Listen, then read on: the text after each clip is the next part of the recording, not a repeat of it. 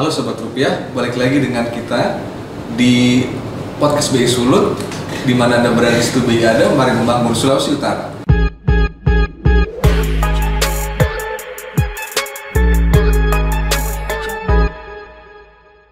Kali ini kita sudah ada narasumber yang bisa saya bilang sangat spesial ya. Karena beliau ini sebenarnya seringnya duduk di posisi host ya. Cuma kali ini khusus untuk Podcast BI, beliau akan duduk di posisi narasumber. Langsung saja saya perkenalkan. Di sini sudah ada Kak Amanda Komaling. Selamat datang Kak Amanda Komaling. Terima kasih sudah mengundang saya. Sama-sama. Ya. Kak Amanda Komaling ini adalah jadi bilang wartawan senior. Sekarang ini juga Kabiro Metro TV Sulawesi Utara, juga founder Mata Bicara ya, Mata Bicara, channelnya juga ada. Langsung promosi ya, channel ya. Mata Bicara, jangan lupa subscribe. Jadi sebenarnya saya cukup tegang ya teman-teman ya, karena tadi saya bilang biasanya beliau yang ada di kursi host. Oke. Kak Amanda, nih akhir-akhir ini kesibukannya apa nih Kak? Mungkin boleh cerita dulu nih. Iya, jadi sebenarnya di Sulawesi Utara itu kita belum, namanya bukan biro ya, tetapi kantor perwakilannya. Nah, kemudian saya dipercayakan oleh Metro TV untuk berada di sini. Selain sebagai jurnalisnya, ada juga perusahaan yang ada di lokal gitu ya. Dan saya sehari-hari saya bekerja sebagai jurnalis Metro TV. Baru mau 18 tahun nih. Baru 18 tahun ya. Jadi saya memulai karir saya itu di tahun 2002 di satu stasiun TV lokal yang namanya TV Manado. Kemudian di saat saya masuk, saya sebenarnya itu mau masuk sebagai accounting ya, bagian saya di accountant-nya kan. Jadi saya betul, saya fresh graduate-nya itu, begitu saya graduate langsung pikir sudahlah saya masuk aja di bidang akuntansi gitu ya, karena lulusan dari jurusan akuntansi. Kemudian salah satu orang redaksi, produser ya pada saat itu bilang, kamu jangan dulu masuk ke bagian admin, tetapi masuklah dulu di redaksi. Ketika kamu tidak merasa cocok, nanti bisa pindah lagi ke sana. Dan ternyata betul apa yang disampaikan banyak orang, bahwa bekerja sebagai jurnalis itu candu. Candunya itu karena ketika kita sudah ngeblend di dalam dan mau pindah ya jadi agak susah kelain hati gitu ya. Dan di tahun 2003 karena saya merasa latar belakang akademik saya itu bukan dari komunikasi, saya di ekonomi. Kemudian saya mengambil sekolah tambahan di UI. Saya mengambil pada saat itu ada program hibah dari BBC London untuk Universitas Indonesia. Kemudian saya mengambil sekolah tambahan di sana. Nah, begitu saya balik lagi ke lokal, kemudian TV lokal, saya pikir saya harus pindah ya, namanya mau coba rantauan. Kemudian di tahun 2004 saya coba untuk ke TV nasional, dan kebetulan di Sulawesi Utara waktu itu jurnalisnya sudah minta resign, jadi ditanya kalau misalnya mau balik ke Manado mau nggak gitu. Saya bilang ya boleh gitu, pindah ke Manado. Nah, setelah waktu berjalan, karena challenge-nya, jadi di saat saya di TV lokal, karena pemret saya tahu saya lulusan ekonomi, ditempatkanlah saya sebagai wartawan ekonomi gitu. Yang pada saat itu setahu saya banyak yang menolak untuk masuk di desk ekonomi. Karena desk ekonomi itu lebih banyak berpikir, menganalisa gitu ya. Dan apa yang saya dapat di masa saya kuliah, ternyata memang ekonomi itu memang orang misalnya masuk ke bidang sosial ya, bisa ke ekonomi, tetapi sebenarnya ekonomi itu kita berbicara tentang sains, karena 1 tambah 1 pasti 2 gitu ya. Kalau berpolitik beda kan ya. Nah akhirnya setelah waktu di TV lokal saya bergelut di dunia ekonomi, saya jadi tahu dan tambah ternyata semua pusatnya itu adalah di isu ekonomi. Gitu. Masalah keamanan, pertahanan, semua masalah yang ada, masalah hukum lah, itu semua pusatnya ada di ekonomi.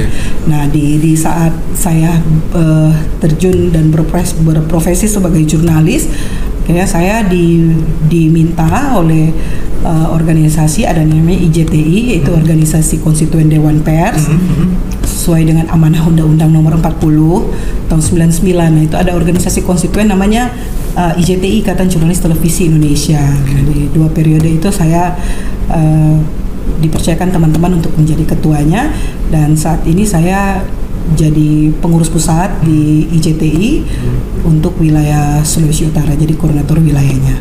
Kira-kira seperti itu insight-nya. Luar biasa sekali ya. Barangkali saya langsung tanya nih, kayaknya pas banget karena kita di Bank Indonesia kan juga memperhatikan soal ekonomi Kak, terutama pertumbuhan ekonomi. Nah, apalagi tadi Kakak lengkap ya, jadi ada sisi jurnalistiknya, ada sisi ekonomi. Nah, boleh di-share ke kita Kak, kira-kira 2 tahun belakangan kan kita di masa pandemi gitu kan? Betul. Apa sih yang menjadi tantangan terbesar media itu Pak? Pas kemarin? Semua aspek terpukul. Semua aspek terpukul. Apalagi media. Kita tahu bahwa bisnis media itu tidak lepas dengan placement iklan. Aktivitas ekonomi juga. Karena kita harus seimbang ya. Jadi kita sebagai pers itu fungsinya sebagai lembaga sosial dan wahana informasi gitu ya, sesuai dengan Undang-Undang Pers pasal 1 butir pertama. Tetapi kita juga harus dihidupi oleh iklan, ya. Nah, sementara pada saat masa pandemi, pada saat itu semua aspek, semua sektor terpukul. Yang mau beriklan siapa? Iya betul. Dan di saat itu memang kita juga tahu bahwa banyak akhirnya media yang harus mengurangi karyawannya, dan banyak juga media yang tidak mendapatkan bagian iklan karena memang juga pihak swasta, pemerintah juga terpukul ya pada saat itu. Kemudian yang saya dengar, kemudian dari BNPB akhirnya bersepakat gitu ya, apa yang melihat situasi dan kondisi di Indonesia ini, media kalau nggak ada yang bantu, dia bisa mati nih. Nah, dan kemudian siapa yang akan memberikan informasi yang akurat, kredibel, dan sebagai penyeimbang gitu, karena media itu fungsi persnya itu kan fungsinya kan kita udah pakem ya, ada undang-undang. Kalau untuk televisi kita punya pedoman perilaku penyiaran, kemudian kita juga jurnalis yang bekerja itu terikat dengan kode etik. Nah, ini bagaimana kalau misalnya tidak ada lagi? Nah, jadi waktu itu kemudian dari BNPB membuat satu MOU barangkali kalau tidak salah dengan pihak Dewan Pers dan beberapa perusahaan-perusahaan media. Kemudian ada placement tentang COVID-19 gitu ya di media-media yang ada, dan kemudian jurnalismenya itu kan untuk perusahaannya. Kemudian jurnalisnya bagaimana, ismenya bagaimana, itu dibantu lewat organisasi konstituen yang ada, yaitu tadi dari PWI, AJI, dan di IJTI. Nah, kemudian dari BNPB mendorong teman-teman jurnalis itu untuk bisa berkarya tentang pandemi. Nah, tantangannya selama 2 tahun itu kita tentu tahu kan bahwa yang bisa punya akses untuk masuk ke area-area kayak di rumah sakit ya, ruang isolasi. Siapa yang mau waktu itu? Nah, kalau belajar dari pengalaman yang saya hadapi pada saat 2019, kemudian kita masuk di tahun 2020, kalau tidak salah bulan Februari Maret ya, pada akhirnya pemerintah menyatakan bahwa kita masuk dalam pandemi gitu, dan COVID-19, dan itu tidak ada protokol di saat itu ya, belum ada protokol yang menunjukkan harus peliputannya seperti apa. Sementara naluri saya pada saat itu, karena memang kebetulan saya memang suka tantangan-tantangan yang aneh-aneh begitu ya. Kebetulan ya suka yang gila-gila seperti itu. Nanti pulang liputan baru sadar, waduh ini berbahaya. Jangan diikuti, itu harus dilakukan oleh orang yang biasa bekerja seperti itu ya. Tidak disarankan. Jadi akhirnya saya ambil langkah, saya ke rumah sakit. Saya ke rumah sakit di mana di saat itu tidak ada satupun wartawan yang mau mencari berita di rumah sakit gitu ya. Karena mungkin berbahaya juga kan buat mereka, mungkin mereka mikir gitu. Dan perusahaan pers pun tidak memberikan tugas untuk harus ke rumah sakit. Itu hanya keputusan pribadi saya. Dan pada saat itu memang banyak yang bilang kamu membahayakan keluargamu justru gitu ya. Tetapi pada saat itu makanya itu saya bilang di sini kalau tidak bisa melakukan itu jangan ditiru ya. Jadi pada saat itu saya mengambil langkah, saya langsung ke Rumah Sakit Profesor Kando karena pada saat itu hanya di Profesor Kando yang punya ruang isolasi itu. Nah, tantangannya ketika saya mendapatkan informasi itu, kemudian jadi saya tahu, ketakutan memang very very scary di sana ya, menakutkan sekali dan harus seperti ini, harus seperti ini. Nah, bergerak setelah masa-masa COVID itu, saya mulai mendengar teman-teman di kantor di kantor saya di Jakarta sudah ada yang tumbang satu persatu gitu ya, masuk COVID, sakit, terinfeksi, positif, tetapi sebenarnya masih segar bugar, tapi ada juga yang memang ya berpulang gitu kan. Nah kemudian di era itu saya berpikir keras apa yang harus saya lakukan, sementara di sisi lain saya berpikir momen seperti ini barangkali 1000 tahun lagi atau 100 tahun lagi tidak akan pernah ada seperti ini gitu ya, masa-masa COVID-19 dan kemudian semoga tidak akan ada lagi. Tetapi memang karena saya memang suka dengan tantangan dan momen, jadi saya berpikir saya harus terlibat dengan isu ini. Bagaimana saya bisa menceritakan di dalam karya saya kalau saya tidak terjun langsung di dalam persoalan ini. Nah, saya bersyukur di dalam 1 tahun 2021 itu saya tidak terinfeksi, tetapi malah di saat pilkada saya yang terpapar dan terinfeksi begitu ya. Jadi bulan Desember baru saya kena COVID. Jadi kalau mau bilang tantangan, saya rasa setiap jurnalis itu akan memiliki tantangan-tantangan tersendiri di dalam perjalanan karirnya. Tinggal dia mau nggak menyikapi sekarang itu. Iya, dia itu kan pilihan. Dia mau nggak untuk masuk di dalam isu itu. Gitu. Dia mau melihat langsung atau tidak, itu pilihan. Luar biasa sekali ya. Jadi di tengah keterbatasan akses dan juga mungkin keterbatasan aktivitas, akhirnya kakak mengambil risiko, kalau saya bilang ya, mengambil risiko untuk lebih terlibat di sebuah event. Karena begini, di saat itu orang mengatakan bahwa garda terdepan itu adalah tenaga kesehatan. Iya, memang iya. Tetapi jangan lupa teman-teman yang bekerja di lapangan, wartawan, jurnalis yang bekerja di lapangan untuk menyebarkan informasi tentang COVID itu, mereka juga orang-orang terdepan. Iya, betul. Ya. Dan mereka juga bekerja dengan resiko yang begitu tinggi. Nah, inilah yang benar menjadi suatu tantangan. Wah, yang di sana sudah bergerak, kalau di sini tidak ada yang bergerak. Itu yang mungkin yang bikin saya jadi candu ya. Besoknya saya ingin lagi, sampai pada satu titik saya bertemu dengan satu komunitas bisu yang bagaimana mereka tahu tentang COVID, bagaimana mereka tahu tentang area-area yang tertentu yang bisa membuat mereka terinfeksi, sementara mereka kurang mendapatkan informasi dengan saluran yang mereka dapatkan. Teman-teman disabilitas ya, atau disabilitas ini mereka mendapatkan informasi bagaimana, siapa yang mau menerangkan kepada mereka. Saya bertemu dengan satu kelompok ini, kemudian saya ketemu dengan ada yang namanya Cira. Cira ini kemudian dia yang membimbing teman-teman komunitas Kaleb ini, bisu tuli di Bitung. Dia mengajarkan kepada mereka, dan kemudian di masa pandemi itu mereka diberdayakan bikin masker dan segala macam.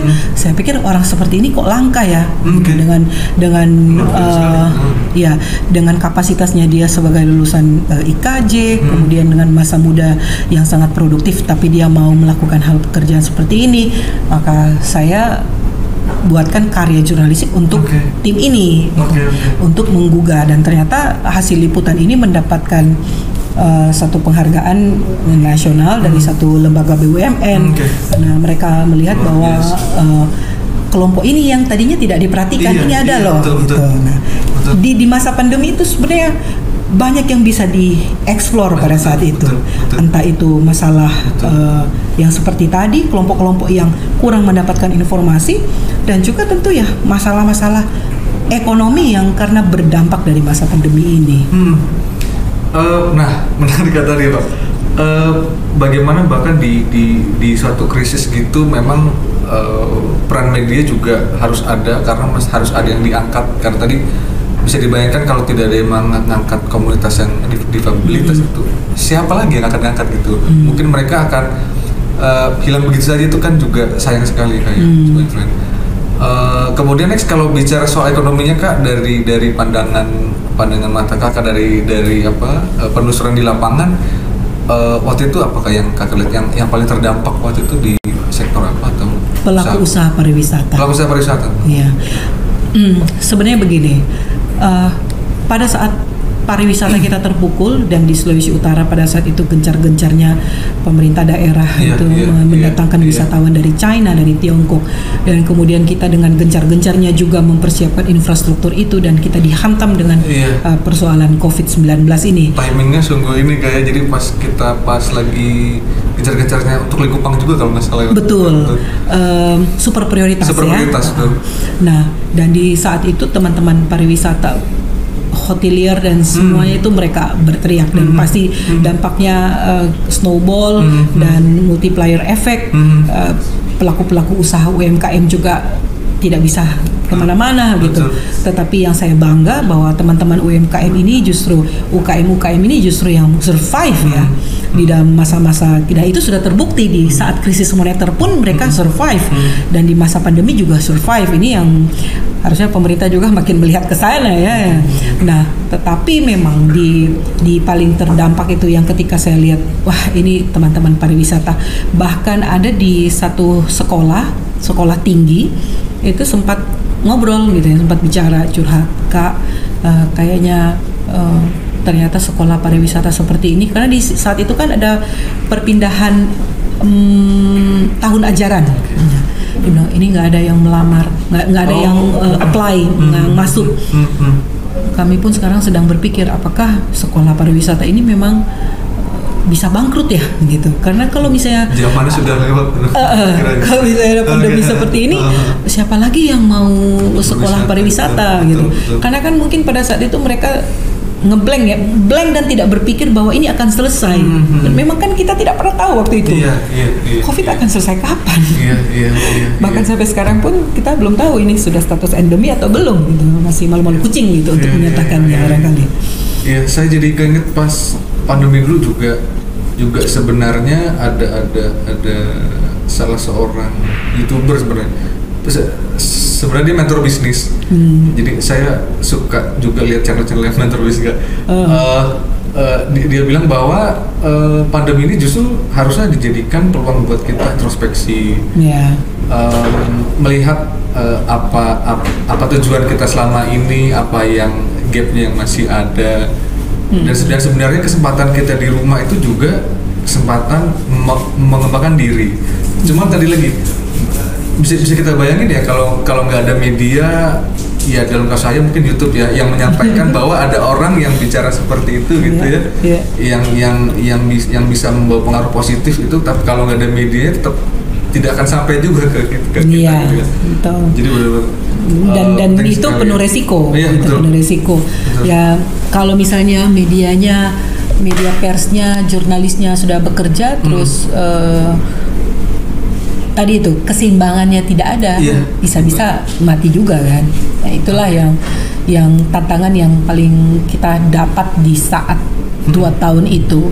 Dan benar-benar kita tinggal dengar, wah ini sudah ada pengurangan orang. Nah, kita tinggal, wah kita mau bagaimana lagi?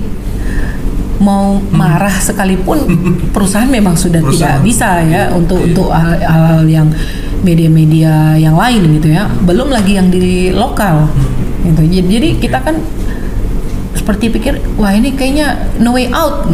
Nah, kemudian pada akhirnya mulai kelihatan ini harus dibantu gitu ya, placementnya harus juga merata, bukan cuma di nasional tapi ada juga di tingkat lokal.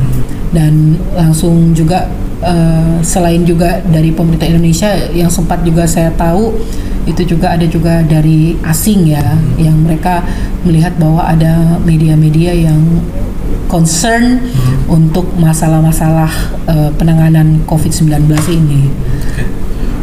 Oke, terus kondisi pandemi sendiri kalau dari pandangan kakak itu membawa pengaruh nggak dari mungkin pola kerja media atau format media ke depan, dan kira-kira apakah ada pengaruhnya ya? Barangkali kalau kita lihat di sektor bisnis lain kan WFA sudah mulai diterapkan ya. Kalau saya tidak salah juga bahkan di masa pandemi waktu itu yang sekarang mungkin harapan itu sudah jadi endemi, kan banyak perusahaan yang sudah komit nih kita akan menerapkan WFH untuk seterusnya. Atau yang saya tahu juga beberapa bank itu juga mulai merapikan kantor cabang kayak jadi dia melihat efektivitas lagi. Nah, kalau dari sisi media itu seperti apa sih Kak? Apakah ada perubahan? Jadi di saat masa pandemi semua cara semua sektor itu sangat berubah ya, apalagi konsep bisnisnya jadi berubah gitu. Bahkan ada yang bilang dengan masa pandemi ini, dengan masa COVID-19 makin, apalagi dengan era kita akan masuk ke society 5.0 ya. Ya, ini bukan lagi 4.0 gitu. Nah, lama kelamaan media itu akan mempekerjakan robot gitu ya. Nah, karena dengan sistem algoritma itu kita bisa tahu misalnya karena saya sering membuka informasi tentang kesehatan misalnya, nanti yang akan muncul secara algoritma itu tentang kesehatan semua. Nah, sistem itu membaca minat dan kemauan saya, itu yang akan dibuat satu berita misalnya dilakukan oleh sistem robot. Ada pihak yang mengatakan seperti itu, tapi sebenarnya saya juga tidak sependapat, karena cara kerja jurnalis itu kan kita saling bertemu, saling eye contact, eye connect. Saya bisa mendalami maksudnya apa, dan saya bisa tahu dia berkata, bukan tidak tahu ya, maksudnya saya kira-kira kita bisa lihatlah dari gesturnya. Tetapi kan kalau kita WFH gitu, kita tidak tahu dia itu bicara yang aneh-aneh atau tidak aneh-aneh dari gerakan tubuhnya gitu. Nah, jadi memang kalau dengan sistem media, kalau lebih kepada bisnisnya atau melalui dari formatnya sangat berubah, karena kita juga tahu bahwa perubahan cara beli masyarakat yang tadinya secara konvensional datang ke toko, sekarang orang berpindah ke digital, itu juga terjadi di media. Orang lebih senang, lebih mudah mendapatkan informasi atau produk berita itu dari gadget. Makin ke sini informasi yang didapat di gadget itu makin kesini makin singkat pula, ya kan? Jadi dari misalnya kita tahu ya di Instagram itu reelnya itu hanya 90 menit, ada aplikasi reelnya itu 90 menit, di TikTok paling banyak berapa menit gitu. Nah, asupan itu yang paling banyak orang suka nonton, suka lihat. Nah, jujur waktu saya juga di masa pandemi yang pembatasan keluar, kemudian saya juga mau cari narasumber juga susah karena narasumber menolak untuk bertemu ya. Saya bisa mengerti itu. Dan kemudian narasumber juga merasa curiga, jangan-jangan saya pembawa virus gitu, karena ada narasumber yang bilang gini, "Mana? Saya lihat kamu kemarin di rumah sakit kandung, terus kamu wawancara saya." "Enggak, kamu nih jangan-jangan kamu bawa virus gitu." Nah, jadi saya lihat bahwa berubahnya di sana. Jadi orang akan lebih suka kita wawancara lewat Zoom atau kita wawancara lewat mode yang lain gitu ya. Dalam hal ini dengan gadget gitu. Nah, apakah itu berubah? Iya, cara untuk menyebarkan barangkali iya. Cara menyebarkannya. Iya, tetapi saya masih memegang paham aliran yang jurnalis itu harus ke lapangan, gitu. Dia harus merasakan dan dia harus touch-nya harus dapat, gitu. Ya, memang kan di dalam fungsi masing-masing yang berprofesi sebagai jurnalis kan ada yang di redaksi, ada yang di studio, ada yang kalau misalnya di teman-teman di online atau dicetak misalnya ada yang sebagai redaktur berarti dia harus ada di kantor gitu. Tapi seorang jurnalis lapangan itu kalau saya harus datang. Iya. Jadi memang ya meskipun di tengah kemajuan teknologi karena pandemi mungkin kakak merasa masih ada sisi-sisi humanis ya yang harus kita yang hanya bisa ditemukan kalau kita datang ke lapangan, dan mungkin itu harusnya jadi ini kak, jadi nilai tambah seorang jurnalis ya, nilai tambah seorang jurnalis. Tadi kita juga tahu mungkin di media sekarang beritanya singkat-singkat gitu. Dirangkum gitu ya, dirangkum gitu, terus kadang-kadang mungkin satu topik ada beberapa judul gitu. Iya. Karena memang kebanyakan itu yang konsumen inginkan. Iya, konsumen inginkan mungkin yang berita cepat dan cuman flash aja ya. Iya. Apalagi nggak sebenarnya kalau secara teknis, informasi viral ya. Iya, kalau secara teknis kan bahkan viral pun kalau pengalaman saya pribadi secara aplikasi kan memang mudah sekali untuk apa ya, swipe ya. Betul. Swipe atas ganti topik, itu cepat sekali topiknya yang bergulir gitu, tapi tidak ada yang deep. Tapi gitu. Bisa cepat dapat, cepat lupa nggak? Iya betul, cepat lupa. Cuman kayak pengiring. Itu dia jawabannya. Pengiring ini aja kali, pengiring tidur itu sebelum lupa. Atau killing time ya? Iya, killing time aja. Oke. Tadi kita udah bicara pandemi, kemudian format media. Nah, kita geser ke fase berikutnya kak, di fase pemulihan nih. Kalau menurut pandangan kakak, kira-kira sektor mana yang harus mengambil peluang kak? Atau kira-kira sektor mana yang menurut kakak dari pandangan lapangan yang akan lebih cepat pulih mungkin barangkali dibandingkan yang lain? Iya. Ini pertanyaannya bagus ya. Dan agak tricky. Jadi begini, saya lihat di masa pandemi pemerintah daerah maupun pemerintah pusat dengan gencar-gencarnya meminta kepada masyarakat, pada rakyat untuk bagaimana hidup dengan ketahanan pangan, kembali berkebun. Nah, dengan kembali berkebun, setidaknya di sektor pertanian dan perkebunan inilah yang akan menguatkan secara umum masyarakat ya, rakyat kita dan ekonomi kita. Nah, dan yang saya lihat memang di Sulawesi Utara pada saat di masa-masa pandemi harga kopra malah naik. Iya, betul. Ya. Betul. Dan itu yang menjadi salah satu kebanggaan ya, dan saya melihat bahwa petani-petani kopra yang ada di Minahasa Selatan, yang ada di Minahasa Utara, di sebagian Minahasa Tenggara bisa kembali tersenyum. Di mana harga kopra kita pernah dengar itu harganya anjlok, bahkan sangat miris. Mungkin buat mereka membiarkan saja kelapanya dibandingkan untuk dipanen. Nah, selain itu saya lihat memang yang menjadi satu unggulan kita karena kita memiliki kekayaan laut yang luar biasa, perikanannya luar biasa. Selama masih ada air laut berarti kita masih bisa makan ikan secara gratis gitu kan. Tinggal kecuali mau makan ikan laut dalam atau ikan laut mana gitu kan. Nah, sektor perekonomian di baik itu pertanian, perkebunan maupun perikanan itu sangat menjadi satu alternatif yang bisa memberikan pertahanan atau survive bagi masyarakat di Sulawesi Utara. Nah, itu yang kemudian saya juga di saat-saat masa pandemi dan di saat pasca, semoga kita akan endemi ya, melihat justru akhirnya di sektor ini justru harga itu masih bertahan, ya. Meskipun memang kita inflasi.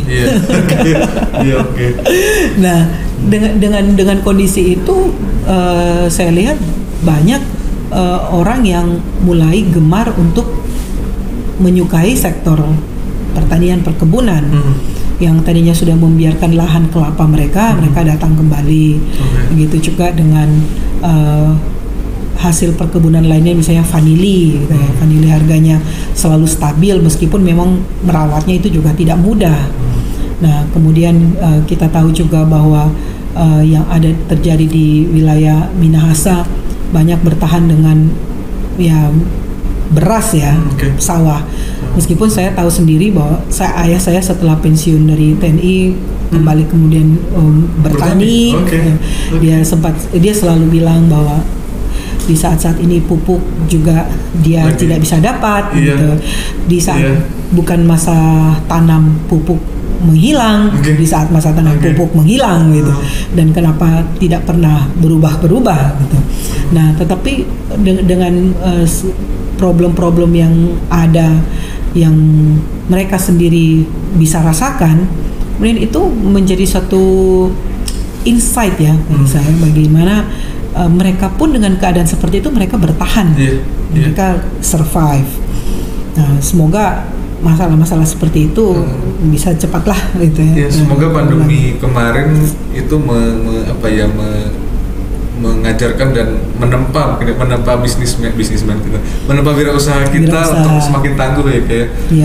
Ya memang isu pertanian nyata sih Kak, kami di Bank Indonesia juga menangkap adanya kenaikan pupuk ya, karena bahan bakunya juga ternyata kita mungkin sebagian masih impor pupuk ya.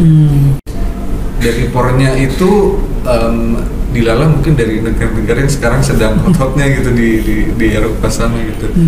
Geser ke sana semua. Iya, geser ke sana semua. Jadi memang ada risiko seperti itu, kesulitan pupuk dan harapannya sih semoga tadi wirausaha petani kita yang sudah survive di pandemi itu punya semangat juang yang lebih untuk menyelesaikan. Amin. Iya. Oke, tadi kita sudah bicara soal pemulihan ekonomi di masa pandemi. Kemudian kira-kira kan dari kacamata Kakak, bagaimana pemerintah dan mungkin BI ya bisa mengambil peran untuk semakin mendorong pemulihan itu cepat berlangsung gitu. Memang kalau mau berbicara pemulihan ya, itu memang tidak gampang karena bayangkan 2 tahun kita ya, jangankan 2 tahun, di dalam masa 1 tahun saja untuk kita mengejar ketertinggalan itu butuh, ada beberapa ahli itu bilang itu butuh, bahkan ada yang memprediksi masalah kita di COVID itu yang di 2 tahun itu untuk memulihkan Bali misalnya itu butuh 10 tahun gitu. Ada beberapa ahli yang bilang seperti itu. Nah, dan tentu ini juga tidak mudah. Apa yang harus didorong? Kalau menurut saya sih kelompok-kelompok kreatif ya. Kelompok-kelompok kreatif dan kita tahu sekarang platform sekarang sudah berubah gitu. Orang membeli lewat platform digital.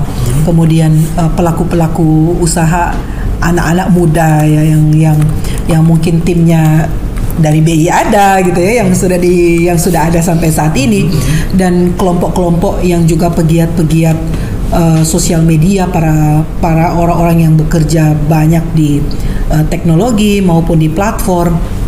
Nah, saya berharap bahwa anak-anak muda kita ini yang ada di Sulawesi Utara ini juga bisa memiliki suatu wadah yang benar-benar diperhatikan ya oleh pemerintah. Ya, kalaupun Bank Indonesia memiliki program untuk platform ke digital, pengembangannya dan kemudian infrastrukturnya barangkali mungkin bisa dibantu. Bukan hanya di Manado, di wilayah perbatasan. Kita tahu wilayah perbatasan kita kan di daerah kabupaten, kita punya 3 kabupaten kepulauan gitu kan. Nah, di sana juga sangat krisis dengan jaringan internetnya. Kemudian kita juga punya lokasi-lokasi yang sebenarnya lokasinya indah gitu, di area Likupang di super prioritas ada beberapa titik tertentu yang tidak bisa mendapatkan signal. Ya, mungkin bagi orang lain ada juga pihak yang bilang, "Nah, apa supaya memang betul-betul menikmati alam, bukan menikmati gadget gitu ya." Natural gitu ya. Ya, tapi memang pelaku-pelaku ekonomi kreatif seperti ini mereka perlu didorong terus, bahkan mereka jangan hanya stuck di dalam satu sistem, tetapi mereka melihat apa yang dilakukan di luar sana. Karena kan era digital itu, bisnis digital itu bermutasi ya.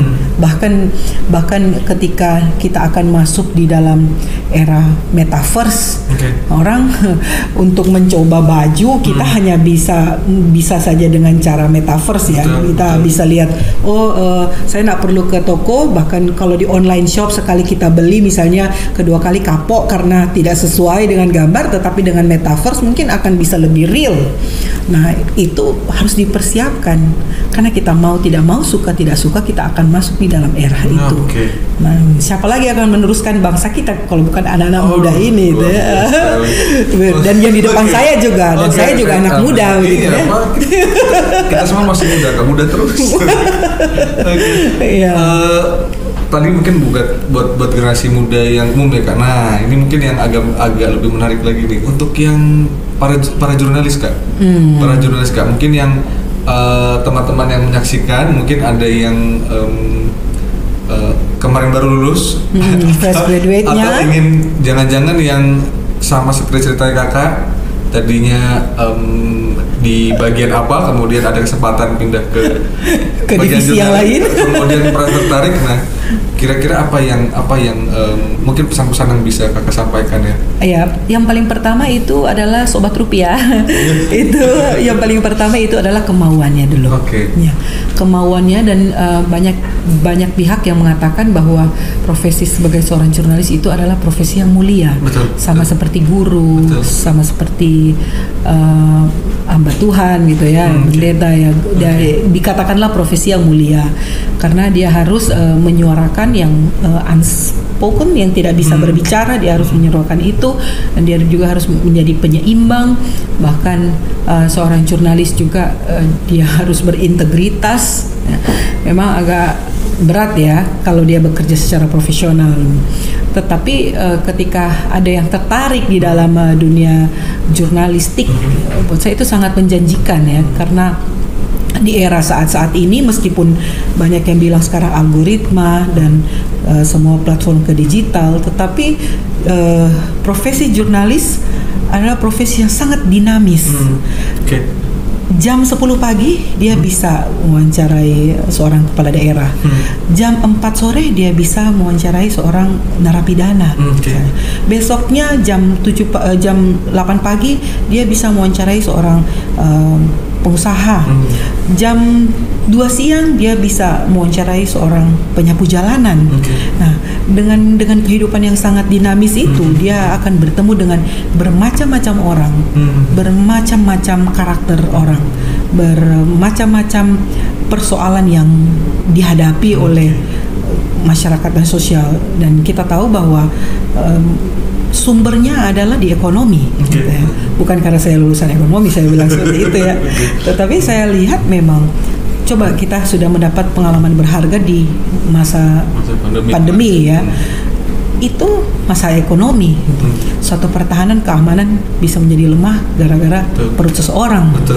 Kemudian masalah hukum juga, akhirnya kita harus mengadakan suatu pengadilan dengan cara WFH, dan kemudian itu berimplikasi ke semua. Akhirnya pengacara juga harus bekerja secara online dan lain-lain. Dan bukan hanya itu juga, semua aspek, semua lagi-lagi adalah masalah ekonomi. Nah, itu kemudian yang saya berpikir bahwa kita harus ada regenerasi. Nah, regenerasinya itu bukan hanya sebagai ismanya, jurnalismenya, tetapi perusahaan medianya itu. Kalau yang ada dipertahankan, kemudian bisa ada pengembangan. Saya berharap juga di lokal, saya lihat memang sudah banyak ya, sudah ada yang memang dia bekerja secara profesional, dan semoga juga mereka yang bekerja secara profesional ini juga dilihat oleh pihak-pihak lain, apakah itu dari sektor swasta maupun pemerintah, bahwa yang sudah bekerja profesional ini juga harus dilihat gitu. Dan apa yang dilakukan oleh teman-teman yang bekerja di lapangan, mungkin banyak ada juga yang mengatakan bahwa begini ya, yang mungkin oleh orang lain tabu untuk membicarakan itu ya.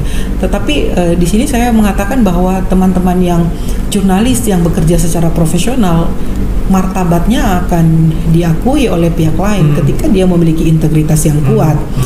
Kalau misalnya kerjaannya hanya meras-meras orang dan atas nama sebagai wartawan gitu ya, kemudian dia datang hanya untuk nakut-nakuti kepala desa barangkali dengan dana desa, atau menakut-nakuti seseorang karena dugaan dana bos ke guru-guru, itu buat saya kalau ada perilaku seperti itu, undang-undang kami sudah bisa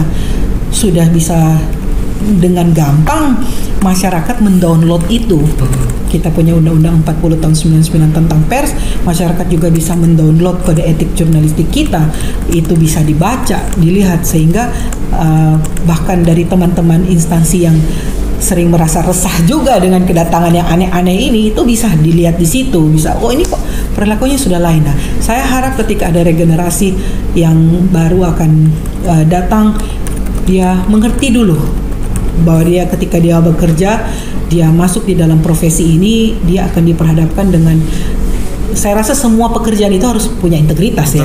Tetapi memang integritas yang ini harus dia pegang teguh, dan kemudian ketika dia berkarya itu dia akan bisa membedakan mana yang harus kita angkat isunya dan mana yang tidak perlu. Karena siapa saja bisa bicara, tetapi apakah yang berbicara itu berkompeten? Betul. Atau dia capable dalam bidangnya? Nah, kalau misalnya kita sembarang comot juga narasumber yang kemudian pada akhirnya berujung menyesatkan pemirsa atau menyesatkan pembaca kalau dicetak, menyesatkan pengunduh kalau di online, menyesatkan pendengar kalau di radio, bukankah itu juga menjadi dosa ya? Dosa juga. Nah, itu yang diharapkan bahwa ketika ada regenerasi baru yang tertarik di dalam dunia jurnalistik, ya memang betul-betul harus dibekali dulu dengan pengetahuan jurnalisme, dan kemudian dia bekerja di dalam satu lembaga pers atau perusahaan pers yang bisa mengerti tentang pers yang sehat itu seperti apa. Oke, terima kasih Kak. Ini mungkin saya rangkum jadi 6 kata ya. Minatnya diwujudkan, niatnya dijalankan, nilainya ditambahkan. Karena ada satu kebanggaan, nih saya tambah sedikit. Satu kebanggaan. Satu kebanggaan seorang jurnalis kalau bekerja, yang warisan yang akan dia berikan kepada anak-anaknya itu dan cucu-cucunya itu adalah pengalamannya dia, gitu. Dan setiap wartawan, setiap jurnalis pasti punya pengalaman yang membuat dia itu akan terkenang ya, dan dia akan ingat, ini seperti ini. Dan saya rasa banyak jurnalis-jurnalis yang ada di Indonesia, begitu juga di luar sana, apalagi kalau misalnya mereka bekerja di area-area rawan seperti di lokasi perang atau di lokasi, itu pasti banyak ceritanya. Banyak cerita ya. Kalau misalnya ada yang tertarik, dia masuk di dunia itu, dia pasti akan memiliki ceritanya tersendiri, dan itu candu ya. Oke. Dari yang pasti kan cerita pengalaman berharga otomatis akan jadi mungkin ajaran juga ya buat anak-anaknya kayak buat anak-anaknya, sehingga anak-anaknya nantinya bisa mengambil nilai-nilai yang baik dari cerita-cerita orang tuanya, dan itu saya rasa akan berguna ya buat bekal mereka ke depannya. Dan mungkin paling penting pasangan hidupnya. Dia support atau tidak.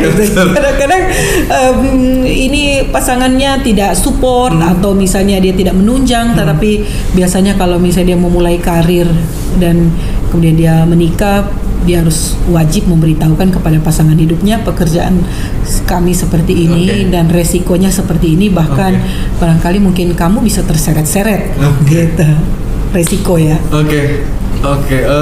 Terima kasih banyak buat Kak Amanda yang sudah hadir di podcast Bayi Sulut. Semoga nanti ada kesempatan lagi Kak ya buat kita membuat episode nanti kapan-kapan meski ke Mata Bicara. Siap. Promosi lagi nih Mata Bicara. Barangkali itu Sobat Rupiah, terima kasih sudah bergabung di channel kita. Terima kasih sekali lagi Kak Amanda. di mana Anda berada, di situ BI ada. Mari membangun Sulawesi Utara. Sampai jumpa di episode selanjutnya. Ya, tas.